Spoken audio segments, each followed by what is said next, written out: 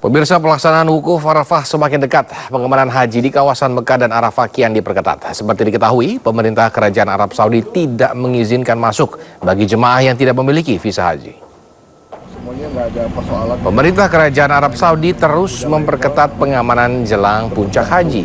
Beberapa pos pemeriksaan memeriksa secara seksama setiap dokumen yang dibawa jemaah calon haji dari berbagai negara, termasuk jemaah haji Indonesia. Semua kendaraan yang memasuki kota Mekah diperiksa secara ketat dengan melibatkan pasukan 911. Semua yang memang udah legal namanya tetap jantung. Justru yang konjen RI di Mekah sama kedubes nanti gimana baiknya. Ya, untuk mengetahui informasi terkini terkait pelaksanaan puncak ibadah haji, kita sudah terhubung dengan rekan Lukman Hanafi di Jeddah, Arab Saudi. Selamat malam waktu Indonesia, Mas Lukman. Selamat malam waktu Indonesia dan selamat siang waktu Jeddah. Mas Lukman, apa saja saat ini persiapan yang dilakukan para calon haji menjelang puncak haji di sana? Silahkan.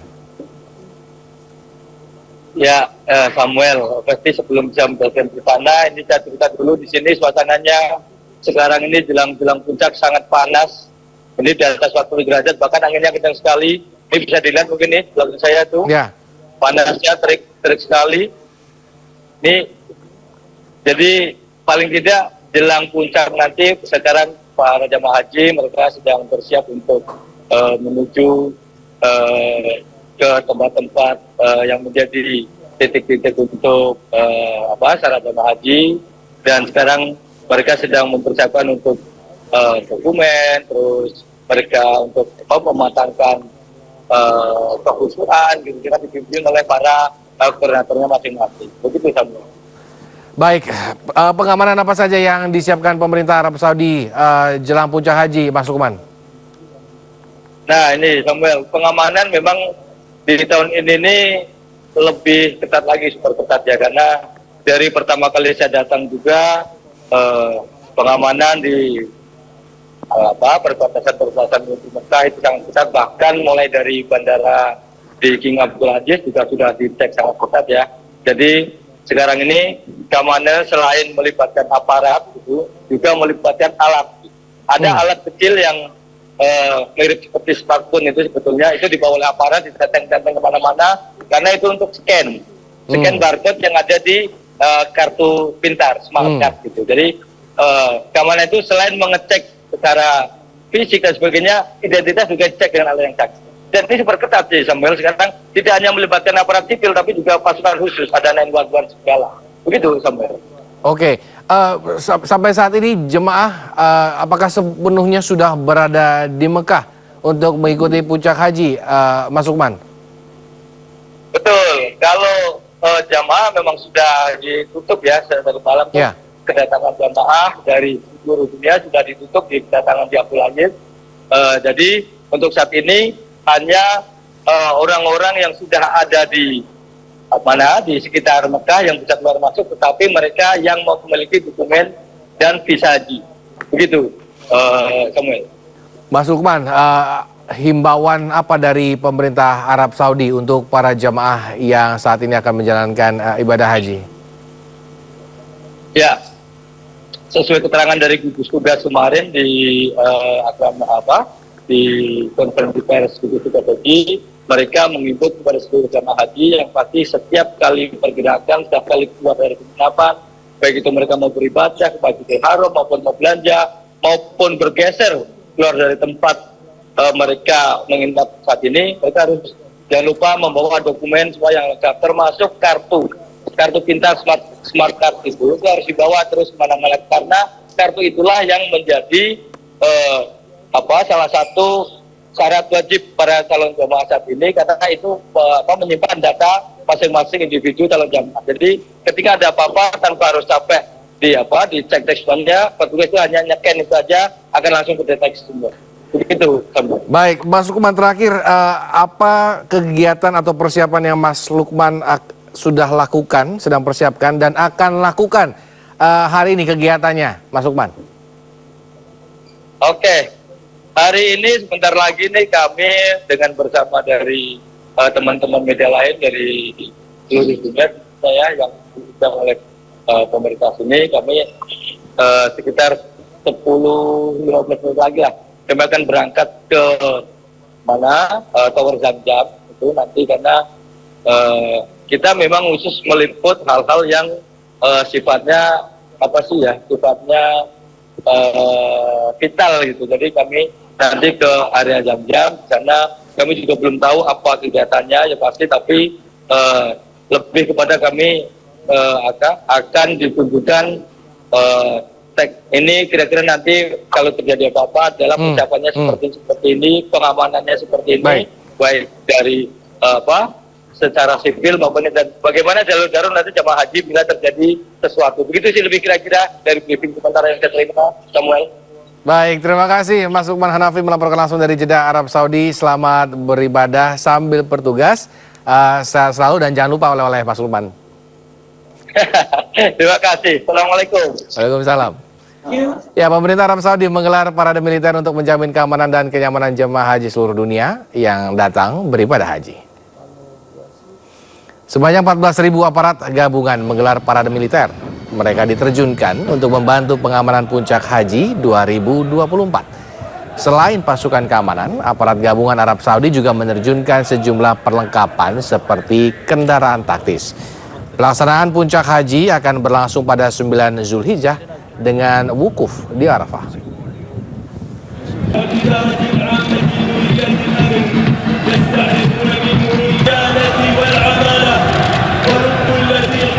Pemirsa, lantunan sholawat badar mengiringi penyambutan kedatangan kelompok terbang terakhir jemaah haji Indonesia.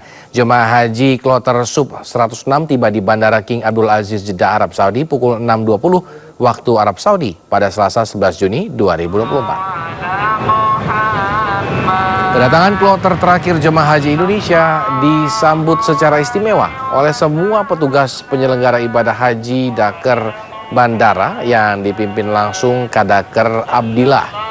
Kloter Sub 106 berjumlah 320 orang jemaah menumpangi pesawat Saudi Airlines, sementara kuota jemaah haji Indonesia sebanyak 241.000 dari 554 kelompok terbang. Ini merupakan jumlah terbesar sepanjang sejarah haji Indonesia. 45.000 diantaranya merupakan jemaah lanjut usia. Kementerian Agama mengusung tagline Haji Ramah Lansia dalam musim haji 2024.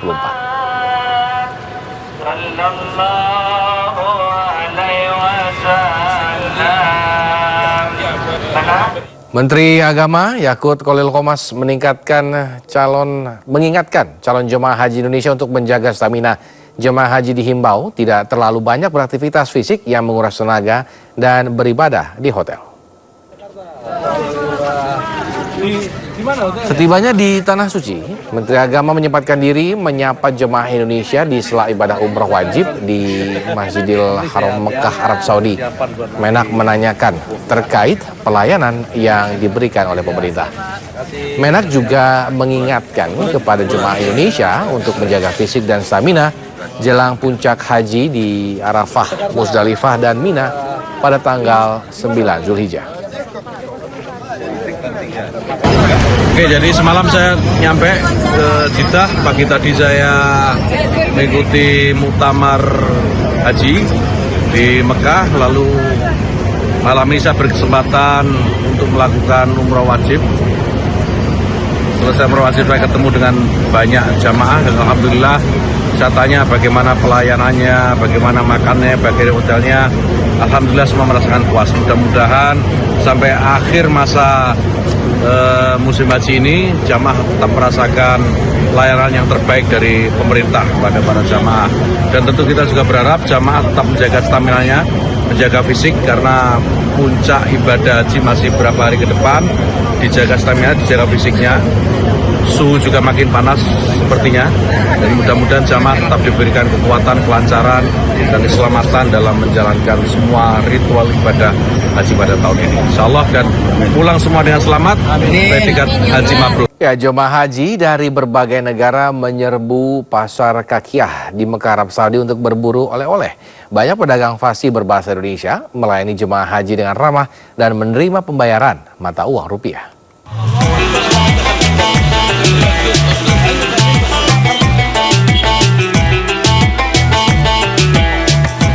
Pasar Kakiyah di Jalan Ibrahim Al-Khalil, Makkah, Arab Saudi dipadati jemaah haji dari berbagai negara, termasuk jemaah asal Indonesia. Pasar yang terletak 8 km dari Masjidil Haram ini menjual berbagai jenis oleh-oleh dengan harga bersahabat. Mulai dari pakaian, tasbih, sajadah, tas, perhiasan, hingga pajangan. Uniknya, banyak penjual yang fasih berbahasa Indonesia. Hal ini karena banyaknya jumlah warga negara Indonesia yang beribadah haji atau umroh dan membeli cindera mata di tempat ini. Mereka menawarkan barang-barang dagangannya dengan ramah dan menerima pembayaran dengan mata uang rupiah. Abaya? Abaya, jual tuku abaya ini. Ya. Harganya mulai dari berapa? Harganya murah-murah. Murah-murah kalau misalnya Di sini yang murah-murah. Murah-murah dari harga berapa kok? 25 rial ada, 30 rial ada, 50 ada, 400 ada, 200 ada, lain-lain. Yang beda-beda, tidak sama semua. Bisa di sini uniknya bisa membeli dengan rupiah.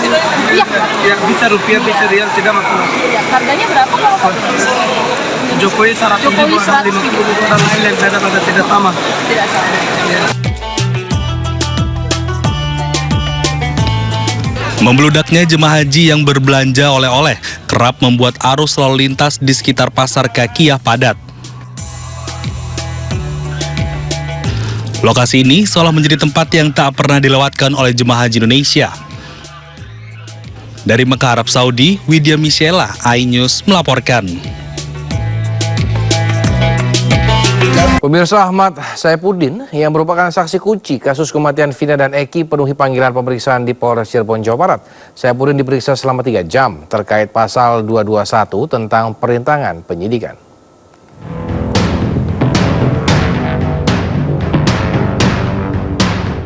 Didampingi tim pengacara Peradi, Ahmad Saipuddin memenuhi panggilan sebagai saksi kasus kematian Vina dan Eki di Polres Cirebon Kota, Jawa Barat, Selasa siang. Pemeriksaan Ahmad Saipuddin sebagai saksi terkait pasal 221 tentang perintangan penyidikan. Diketahui Saipuddin bersama 9 orang temannya termasuk 5 orang yang kini telah menjadi terpidana berada di rumah anak ketua RT saat kejadian pada tahun 2016 silam. Saipuddin yang kerap disapa Udin diperiksa selama 3 jam. Dalam pemeriksaan ini, pihak kepolisian ingin menggali terkait adanya seseorang yang diduga penghalangan penyidikan kasus Vina dan Eki. Pemeriksaan sudah selesai untuk dugaan adanya tindak pidana pasal 221. Kepada klien kami ditanyakan 25 pertanyaan yang pada intinya penyidik ingin menggali informasi sehubungan dengan adanya seseorang yang diduga melakukan penghalangan penyidikan di dalam kasus Vina ini. Jadi tadi sudah sangat jelas dijawab oleh klien kami dan penyidik juga cukup kooperatif. Selain Ahmad Saipuddin, hari ini ketiga saksi diperiksa Polda Jabar terkait pemeriksaan saksi saat sedang berada di rumah Pak RT. Dari Cirebon, Jawa Barat, Toy Iskandar, iNews melaporkan. Ya, 3 orang saksi terkait kasus pembunuhan Vina dan Eki memenuhi panggilan Polda Jabar. Ketiganya adalah rekan dari 5 orang terpidana yang divonis penjara seumur hidup dalam kasus yang terjadi 2016 tersebut.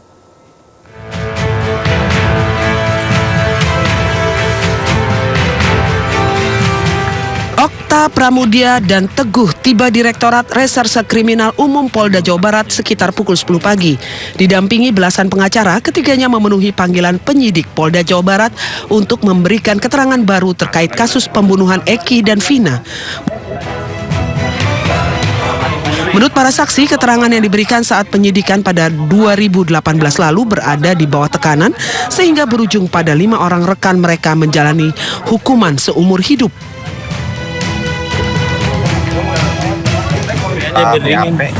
Yang sebenarnya artinya BAP dahulu dicabut atau gimana? Iya. Apa aja nanti yang diterangkan? Ya bahwa saya tidur di rumahnya Pak RT. Sebelumnya kan di BAP yang tidak tidur di rumah Pak RT. Memang kita sudah mengumpulkan bukti, sudah membuat bukti baru maupun dalam PK nanti. Mudah-mudahan ini bisa menjadi salah satu bukti. Itu saja. Yang kedua ya tentu tadi sudah dijelaskan, memastikan bahwa saksi ini menyatakan yang sebenarnya, sehingga dan kesaksian ini tentu akan menjadi terang masalah. Gitu. Para saksi didampingi penasihat hukum untuk mengumpulkan bukti baru demi mengajukan peninjauan kembali kasus kematian Eki dan Vina. Dari Bandung, Jawa Barat, Mujib Prayitno, iNews melaporkan.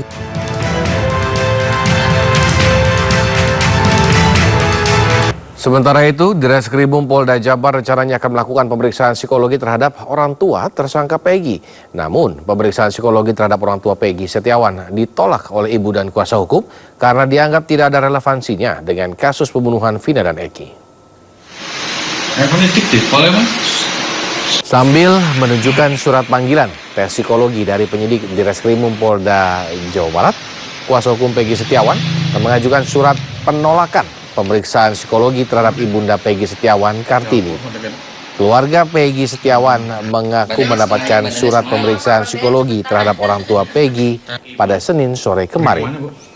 Namun, pihak kuasa hukum akan mengirimkan surat penolakan pemeriksaan psikologi terhadap orang tua Peggy karena dianggap tidak ada relevansinya terhadap kasus pembunuhan Vina dan Eki. Kuasa hukum Peggy Setiawan juga meminta agar polisi memeriksa para saksi, di antaranya Aep, Dede, serta Melmel karena kesaksian mereka dianggap bohong. Betul, kemarin kami tim kuasa hukum sudah mendapatkan surat undangan buat Ibu Kartini untuk dilakukan tes psikologi di Polres Cirebon Kota. Namun hari ini tim kuasa hukum pun akan melakukan penolakan terhadap undangan tersebut dikarenakan tes psikologi buat Ibu Kartini itu tidak ada relevansinya dengan perkara ini. Kemudian kenapa tidak dilakukan dulu tes kepada si Aep dan juga Melmel, karena memang keterangan mereka dari awal sudah diragukan. Kalau tes ini adalah untuk memenuhi kelemahan bukti-bukti dari kepolisian, kita akan menolaknya. Kalau memang bukti-buktinya lemah, ya sudah, keluarkan saja Peggy, karena memang Peggy bukan pelakunya, bukan Peggy alias Peron. Sementara kuasa hukum keluarga Vina, Hotman Paris Hutapea, mendesak Presiden Joko Widodo membentuk tim pencari fakta yang netral untuk mengusut tuntas kasus pembunuhan Vina. Hotman mengatakan tim pencari fakta harus diisi oleh sosok yang tidak partisan seperti ahli hukum pidana dari berbagai universitas. Kami melakukan konferensi pers ini karena setelah mengamati perkembangan penyidikan, kalaupun nanti perkara ini dibawa ke pengadilan di mana Peggy sebagai tersangka, maka motivasi dan fakta sebenarnya secara keseluruhan dari kasus ini tidak akan terbongkar. Tidak akan terbongkar.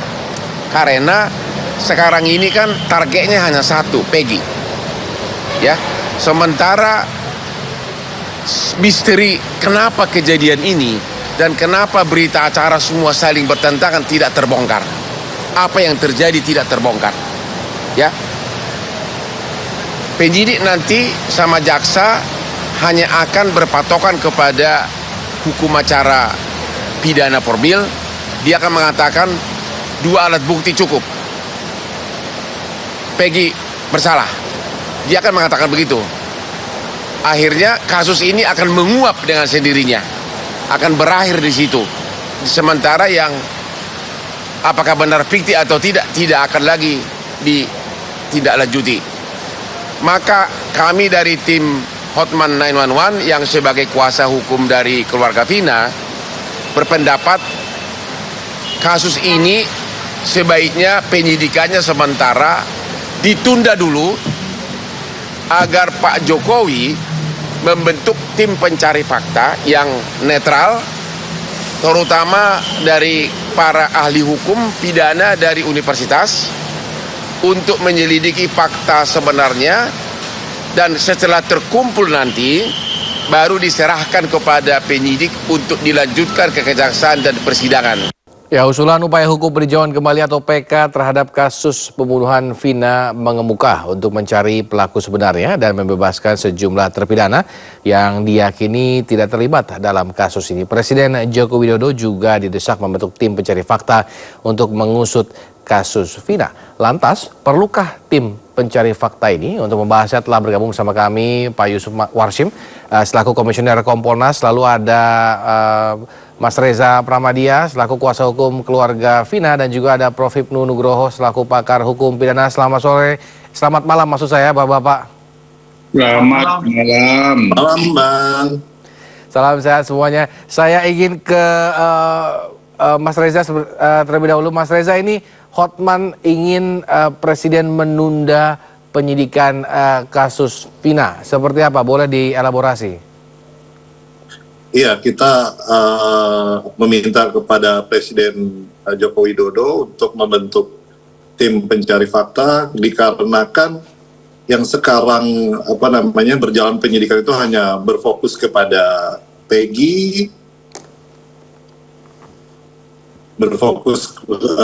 sebentar di sinyalnya. Berfokus kepada Peggy, dan juga kita juga berharap kalau misalkan kasus ini diteruskan hanya fokus kepada Peggy, nanti cuma ada dua kemungkinan, yaitu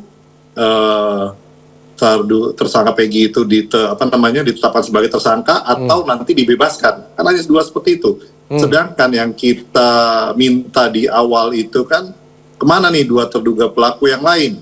Itu yang jadi fokus kita. Salah satu fokus kita juga kenapa bisa kenapa bisa dibilang itu fiktif. Sedangkan dari semua amar putusan itu kan jelas. Masing-masing perannya terduga dua DPO lain itu kan juga jelas ada perannya. Berarti kalau misalkan dibilang fiktif, berarti itu semua rekonstruksi, semua BAP itu kan akan dinyatakan tidak sah, tidak berlaku kan seperti itu. Tidak berlaku seperti itu. Iya dong. Iya. Jadi makanya kita memohon kepada Presiden untuk membentuk tim pencari fakta yang benar-benar independen, misalkan profesor-profesor hukum pidana dari berbagai macam universitas. Setelah terkumpul bukti-bukti, baru kita serahkan kembali kepada penyidik. Itu kan lebih fair kalau menurut kami. Seperti itu. Bang Hotman kenapa selalu melibatkan atau ingin melibatkan Presiden terkait kasus ini menurut Mas Reza? Karena Presiden itu kan lembaga tertinggi negara kalau menurut kami. Jadi memang kita bisa meminta kepada Presiden untuk menengahi kasus ini biar lebih transparan lagi. Kan Presiden bisa memerintahkan jajarannya, Kapolri beserta seluruh jajarannya untuk bisa mengawal kasus ini. Makanya kita memohon kepada Presiden untuk membentuk tim pencari fakta yang lebih independen dan lebih netral. Setelah terkumpul berbagai macam bukti baru kita bisa serahkan ke penyidik biar kasus ini bisa transparan.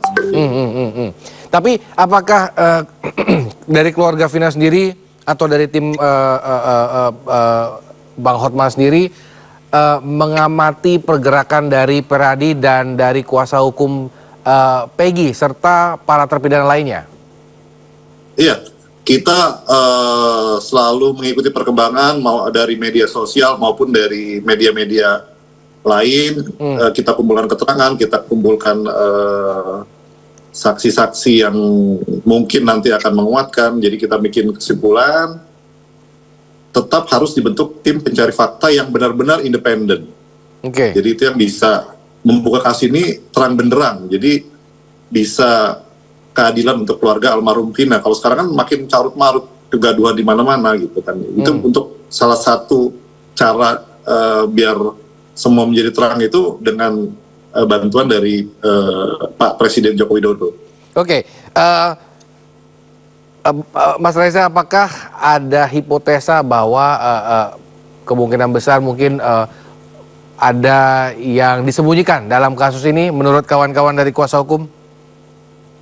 Jadi memang dari awal itu kita melihat ya memang ada kejanggalan tadi yang seperti saya ungkapkan.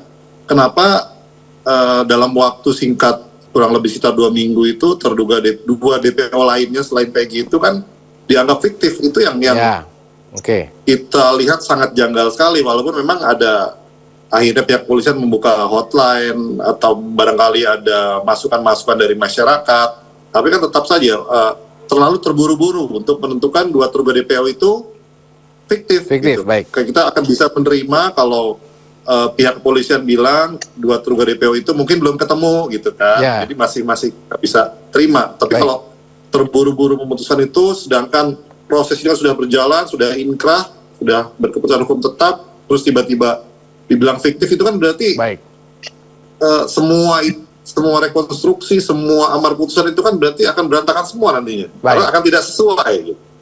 Baik. Pak Yusuf bagaimana responnya terkait dengan statement dari Mas Reza sendiri? Pertama terkait dengan PK ataupun penundaan penyidikan yang dilakukan. Seperti apa Pak Yusuf? Terima kasih. Kompolnas sebagai pengawas eksternal kepolisian tentu tetap bekerja dalam rangka memaksimalkan criminal justice system ini benar-benar optimal melalui tahapan penyidikan yang dilakukan oleh kepolisian. Itu yang kami terus dorong. Terkait dengan proses penyidikan sebelumnya 8 tahun yang lalu, kami sendiri telah memberikan rekomendasi untuk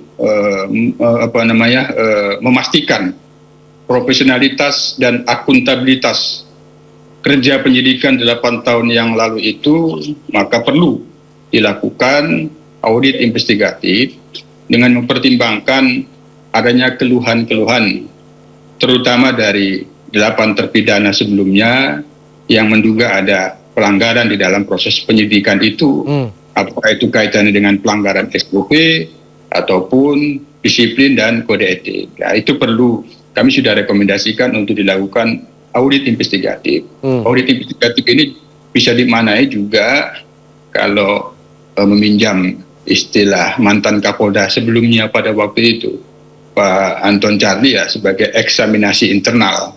Meskipun pada aspek material ada putusan pengadilan yang telah berkekuatan tetap yang itu telah ada vonisnya, namun ini tentu memberikan kepastian bagaimana profesionalitas dan akuntabilitas penyidikan pada waktu itu, apalagi termasuk ada keluhan terkait dengan salah satu orang tua korban yang itu merupakan anggota kepolisian. Tentu ini sebenarnya agar menjadi terang kepastian profesionalitas dan akuntabilitasnya. Yang kedua, terkait dengan 3 menjadi 1, 3 DPO yang itu disebutkan dalam putusan pengadilan, kami sendiri telah memberikan saran dan masukan untuk tidak menjadikan keputusan final. Tetap kami dorong penyidik untuk terus menggali petunjuk dan bukti-bukti yang bisa menerangkan identitas 2 DPO yang disebut di dalam putusan pengadilan itu selain Peggy adalah Andi dan Dani. Kami lihat dalam perkembangan ini sebenarnya dari prosesnya sudah mulai menerima saran kami untuk tidak difinalkan. Pertama ada rilis dari Kadip Humas Mabes Polri bahwa ini membuka masukan-masukan ke publik untuk bisa mendapatkan informasi petunjuk baru. Ya, apabila masyarakat memiliki petunjuk terkait dengan 2 identitas yang itu 2 DPO itu. Yang kedua, kami melihat ini bisa dimaknai juga membuka masukan-masukan publik ketika Polda Jabar membuat layanan hotline yang secara umum membuka masyarakat ruang adanya informasi-informasi dari masyarakat terkait dengan mendorong agar proses penyidikan ini benar-benar tuntas. Namun ini juga kaitannya dengan terkait dengan 2 TPO itu bisa menjadi ruang apabila masyarakat ada informasi-informasi yang bisa membantu penyidik untuk menjelaskan 2 identitas itu. Tentu ini kita lihat arahnya ke sana, karena memang kami sendiri Kompolnas, kami terus memantau apa yang ada di publik, misalnya di media sosial, masukan-masukan yang berkembang, walaupun itu media sosial, tapi kami apabila itu memiliki logika, ada masuk akal, itu kami jadikan masukan dan saran kepada penyidik untuk bisa didalami, termasuk terkait dengan saksi-saksi yang bermunculan itu tidak masalah. Itu sebuah tantangan bagi penyidik untuk memastikan informasi atau keterangan yang pada saat ini berkembang saksi itu tetap aja diperiksa. Begitu juga sebelumnya ada saksi-saksi alibi, kami memberikan masukan itu bisa diperiksa terkaitan dengan alibi tersangka PS ada di Bandung. Nah, tentu dalam hal ini kami tetap sekali lagi bekerja sebagai pengawas eksternal dalam kerangka berjalannya criminal justice system. Itu. Baik, berarti Pak Yusuf bahwa misalkan penundaan penyelidikan dan juga pembentukan TPF mungkin atau tim pencari fakta mungkin belum diperlukan, seperti itu ya Pak Yusuf? Kami tetap bekerja sebagai pengawas dalam kerangka memastikan criminal justice system itu benar-benar optimal menuntaskan kasus ini. Oke, Prof. Hipnu, bagaimana Prof. Hipnu melihat perkembangan kasus Vina sendiri? Sekarang sudah ada rencana untuk PK, lalu statement terkait dengan penundaan penyelidikan seperti itu. Menurut Prof. Hipnu seperti apa, Prof?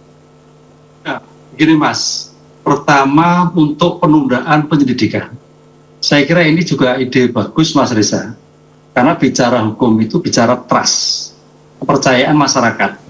Jadi sejauh mana kepercayaan masyarakat kepada penegak hukum. Kenapa katakan kepercayaan masyarakat? Karena perkara ini sejak 8 tahun yang lalu itu terjadi suatu problem. Dari tadi sampaikan 11 menjadi 8, dari 3 menjadi 1. Satu pun kalau kita lihat sebagai DPO itu juga menurut kami agak sanksi. Kalau DPO itu biasanya punya kekuatan, punya finansial, kan itu Mas. Tapi ternyata tidak. Masa maaf ya tukang kok sampai 8 tahun. Ini yang jadi problem. Ya, apakah betul itu DPO? Apakah betul dia pelaku? Ini juga problem. Oleh karena itu dalam kasus pengungkapan sebagai substansi carut-marut penyelesaian ini yang kebetulan kemudian juga akan mencabut, nah itu hak. Makanya kalau masing-masing tersangka mencabut itu hak. Karena dalam suatu peradilan, keterangan tersangka itu hanya untuk dirinya sendiri. Keterangan tersangka tidak punya kekuatan pembuktian. Sehingga teman-teman kalau sampai mengajukan PK hanya berdasarkan keterangan tersangka, saya kira tidak kuat. Perlu ditambah bukti lain yang menguatkan atas keterangan tersebut tidak ada suatu perbuatan yang terjadi. Kan itu peristiwanya tidak terjadi, peristiwa pelakunya tidak terjadi. Nah, inilah yang saya kira perlu ditegaskan. PK-nya seperti apa? Karena PK itu adalah peninjauan kembali. Apa? Satu, bukti baru. Apa itu bukti baru? Adalah bukti yang diketemukan jika pertama kali sidang itu menjadikan putusan bebas. Nah, ini yang harus dilakukan. Adakah seperti itu? Yang kedua, adanya kekhilafan hakim. Adanya penerapan yang salah. Kalau penerapan agaknya sulit. Tapi bukti baru ini yang menjadikan suatu problem. Nah, oleh karena itu, kalau memang teman-teman mengajukan PK, itu langkah tepat. Pertanyaannya, kalau itu memang nanti betul apa yang disampaikan itu menjadikan bukti baru, inilah yang menjadikan problem bahwa peradilan ini ada suatu masalah sejak awal pemeriksaan pendahuluan di kasus yang bersangkutan. Karena tampaknya memang kalau kita melihat TKP-nya berubah, orangnya berubah, lima yang benar. Hingga ide tadi Mas Reza saya kira suatu langkah tepat, silahkan dulu, cari barang bukti dulu, serahkan penyidik. Itu juga bagus. Tapi kalau toh memang Pak Yusuf sebagai Kompolnas melakukan sebagai bentuk pengungkapan yang betul-betul serius terhadap scientific crime itu kan juga bagus. Karena ini bicara trust. Dua pilihan, semuanya baik, semuanya ada kelebihan dan kekurangannya. Pilihan mana yang tepat? Ujungnya apa sebetulnya? Bicara hukum, bicara bukti, Mas. Nah sekarang semua tarik-tarikan buktinya. CCTV, saintifiknya juga tidak memberikan kejelasan yang konkret ketika itu. Sampai sekarang bagaimana? Inilah yang sulit chaos. Permasalahan. Jika jangan sampai konsep peradilan yang 8 tahun itu dikatakan peradilan sesat. Ini yang reputasi negara, reputasi Polri yang dipegang. Jangan sampai itu. Jangan sampai ini terjadi seperti kasus Lingah Pacah, Senkon Karta, kasus Peggy. Ini kan menarik lagi. Ada kesesatan tentang subjek orang. Gitu, Mas. Oke, tapi Prof terkait dengan memang tadi kan Mas Reza dan mungkin banyak kuasa hukum yang mengatakan bahwa dari 11 itu, dari 3 DPO 2 fiktif. Narasinya adalah bahwa berarti apakah persidangan sebelumnya di 2016 itu menjadi tidak sah sebenarnya kalau memang seperti itu yang memang ditetapkan oleh pihak kepolisian? Ya, persidangan tetap sah. Karena sudah diputus. Jadi sesuatu yang dilakukan pemeriksaan sudah sah. Permasalahannya ada keliruan atau tidak. Kan itulah. Makanya PK itu sebagai bentuk evaluasi. Jadi penyidikan semuanya sah. Yang tidak sah itu bagaimana materinya. Yang sekarang diuji. Makanya peradilan itu ada pengujian banding, ada kasasi, PK. Itulah pengujian-pengujian yang disediakan dalam hukum kita. Semuanya sah, Mas. Cuman bernilai atau tidak bernilai lah. Itu perdebatannya sampai sekarang ini. Baik, kita tahan dulu Pak Yusuf, Mas Reza dan juga Prof Hipnu. Kami masih akan kembali masih terkait dengan dialog soal kasus pembunuhan Vina usai jeda berikut. Tetaplah bersama kami di Sindo Prime. Terima kasih Anda masih bersama kami di Sindo Prime dan kita masih berdialog terkait dengan perkembangan kasus pembunuhan Vina dan masih bersama Pak Yusuf Warsim, Mas Reza Pramadya dan juga Prof Hipnu Nugroho. Saya ingin ke Mas Reza. Mas Reza, Bang Hotman ini mengatakan dibentuk tim pencari fakta atau meminta Pak Jokowi untuk membuat tim pencari fakta. Apakah memang tidak percaya atau kurang trust terhadap Polri sendiri atau seperti apa? Jadi sebetulnya kita sih bukan tidak percaya atau tidak trust, kita sangat percaya dengan profesional dari Polri. Tapi melihat kasus ini dari awal itu kan memang ada kejanggalan. Itu yang tadi saya bilang, 2 terduga DPO itu kan kenapa dihilangkan gitu kan dengan sangat terburu-buru.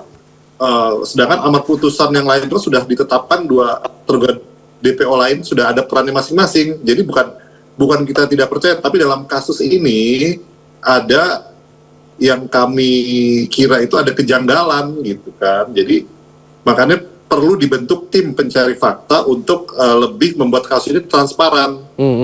Jadi seperti itu, bukan kita tidak percaya, kita sangat percaya sekali dengan kredibilitas Polri, tapi untuk kasus ini kita melihat ada kejanggalan gitu. Itu aja sih, Mas.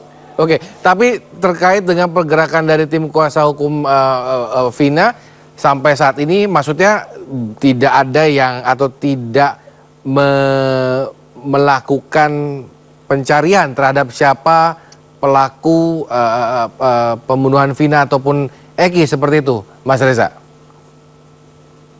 Jadi sebetulnya kita sih karena kita mempercayakan kasus ini ke pihak kepolisian, kita tidak mencari sendiri, tapi kan kita serahkan kembali ke polisi untuk kembalikan lagi ke BAP awal dengan peran masing-masing dari terduga DPO. Itu yang kita fokus gitu loh, Mas. Jadi kalau misalkan memang tetap tidak bisa untuk menjelaskan, ya silakan kita memohon kepada Pak Presiden Joko Widodo untuk membuat untuk membuat tim pencari fakta yang lebih netral dengan mungkin diisi dengan para profesor di ahli-ahli pidana. Nah, setelah ada bukti-bukti tambahan, kita serahkan kembali ke pihak penyidik di kepolisian untuk membuat kasus ini lebih transparan dan terang benderang dan akhirnya bisa transparan, lebih jelas lagi. Oh, ternyata benar seperti ini alurnya begitu loh, Pak. Baik. Pak Yusuf ini terkait dengan misalkan kayak ada tes psikologi yang dilakukan atau yang diminta oleh pihak kepolisian kepada Ibunda Peggy, hal-hal seperti ini bagaimana menurut Pak Yusuf melihatnya? Karena banyak yang mengatakan bahwa hal ini tidak relevan seperti itu. Bagaimana Pak Yusuf? Iya, saya mencatat yang paling utama tadi yang diusulkan oleh Bang Hotman ini terkait dengan TPF. Tentu kami catat ini menjadi tantangan bagi penyidik ya, untuk benar-benar membangun ya kepercayaan untuk benar-benar profesional dan transparan, kan itu sebenarnya. Tetap kita catat ini menjadi tantangan kepada penyidik. Nah, terkait dengan pemeriksaan psikologi, kalau itu kaitannya dengan saksi dan tersangka, tentu itu psikologi forensik ya, psikologi kriminal dalam arahan dalam saran dan masukan kami, tentu itu dalam rangka untuk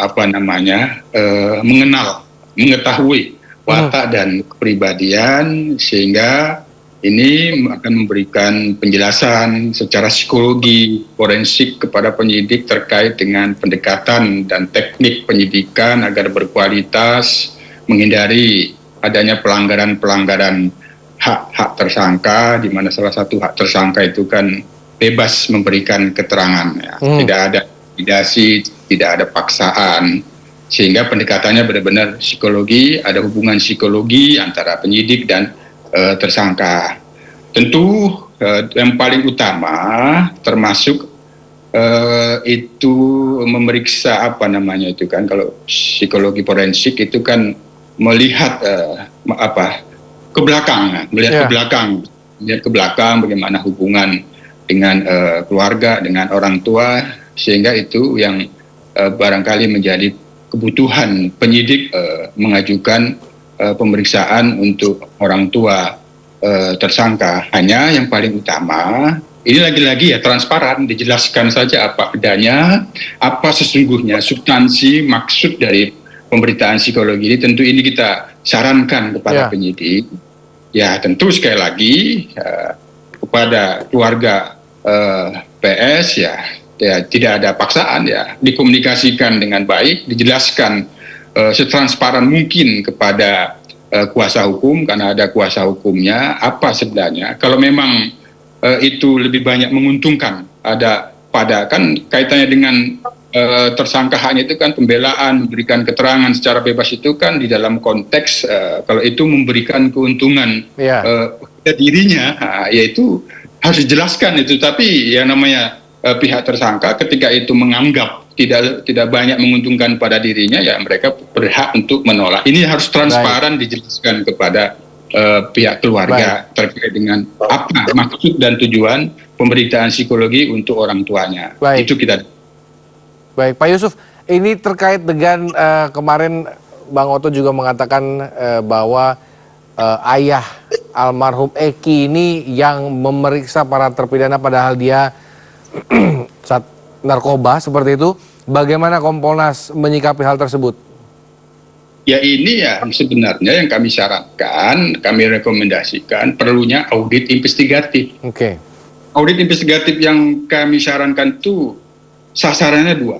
Pertama, pada proses ada diduga Polsek Talun menyimpulkan kecelakaan. Itu mengakibatkan korban terus langsung dimakamkan. Nah, kemudian itu kan peristiwanya 27 Agustus. Itu perlu diaudit. Bagaimana profesionalitasnya, membuat kesimpulan itu laka lantas. Yang kedua, proses penyidikan di Polresta Cirebon. Memang dalam catatan pada tanggal 31 Agustus orang tua korban yang kebetulan itu Pak Rudiana, orang tua almarhum Eki, membuat laporan polisi. Nah, kan di dalam proses penyidikan pertama sekali yang itu dimintai keterangan itu tahapannya kan pelapor. Nah, versi pelapor dulu. Baru saksi yang terlapor itu tentu belakang.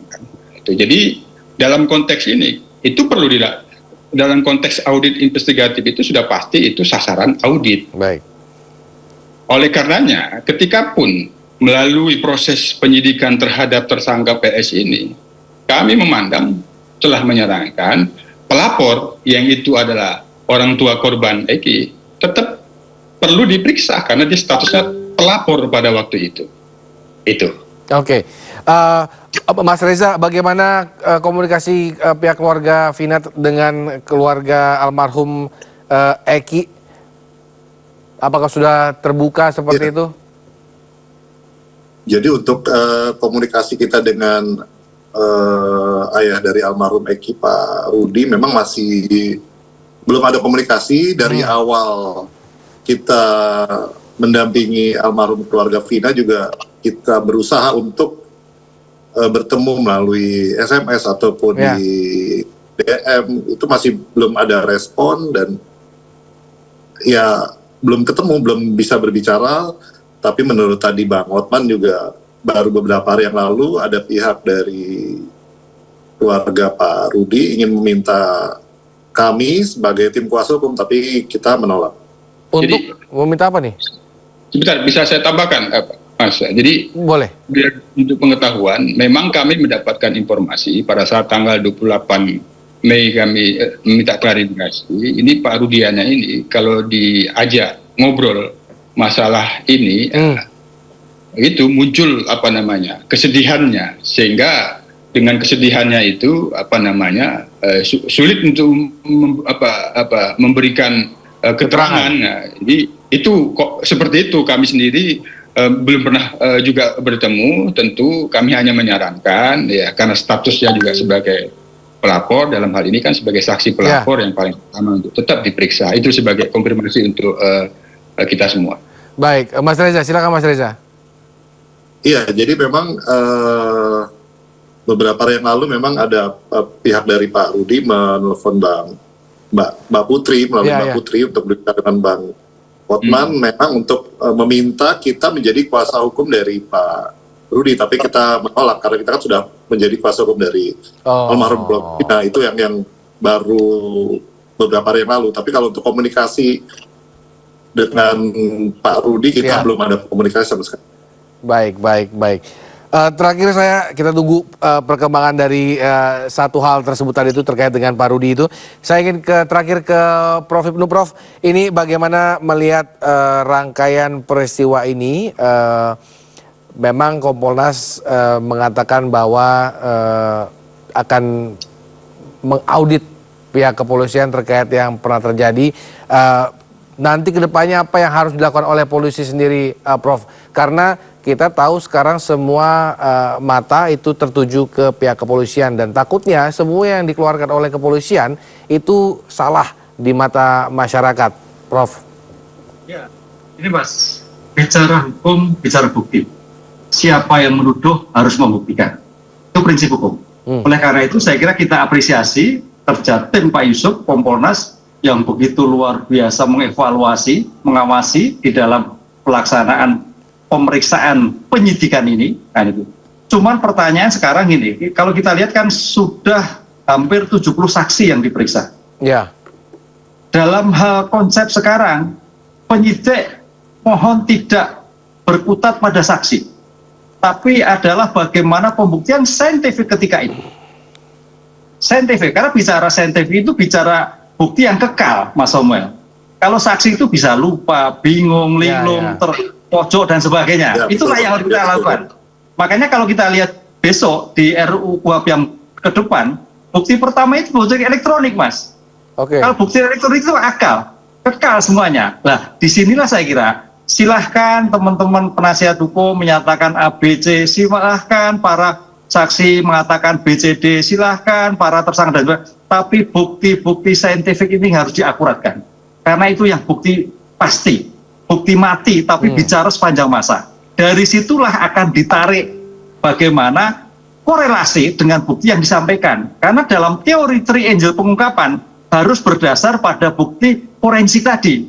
Bukti forensik bukan alat bukti, tapi membantu alat bukti, membantu mengungkapkan. Dengan demikian berbasis pada saintifik, insya Allah Polda tidak terkecoh dengan situasi yang sekarang ini.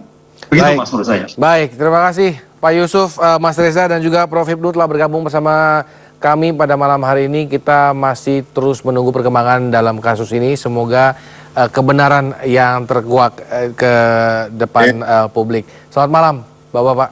Malam. Malam Pak Yusuf, Pak Risa. Salam Pak Yusuf. Ya, kami akan kembali dengan informasi menarik lainnya. Tetaplah di tempat Anda. Kita ke informasi lainnya, pemirsa. Kuasa hukum Sekjen PDIP Hasto Kristianto hari ini melaporkan penyidik KPK ke Dewan Pengawas KPK. Pelaporan ini buntut dari penyitaan handphone milik Hasto oleh penyidik.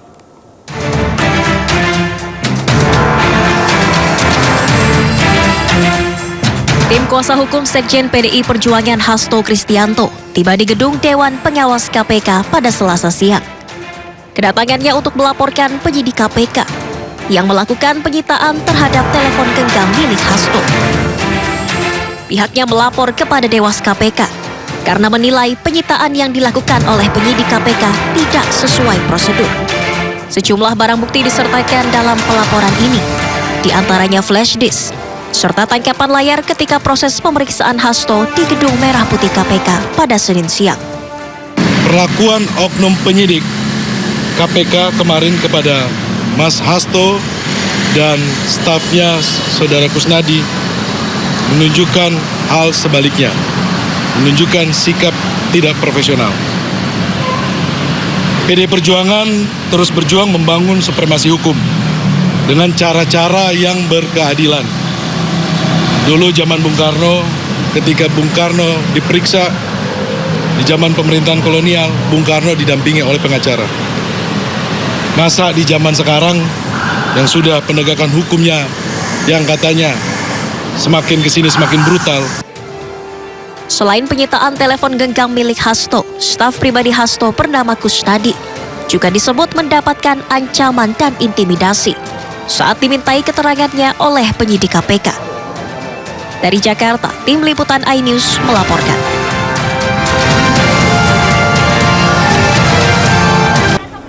Pemirsa, kekerasan akibat operasi militer Israel segera direspon Perserikatan Bangsa-Bangsa. KTT darurat akan berlangsung di Amman, Yordania, dan Indonesia akan diwakili oleh Menteri Pertahanan Prabowo Subianto.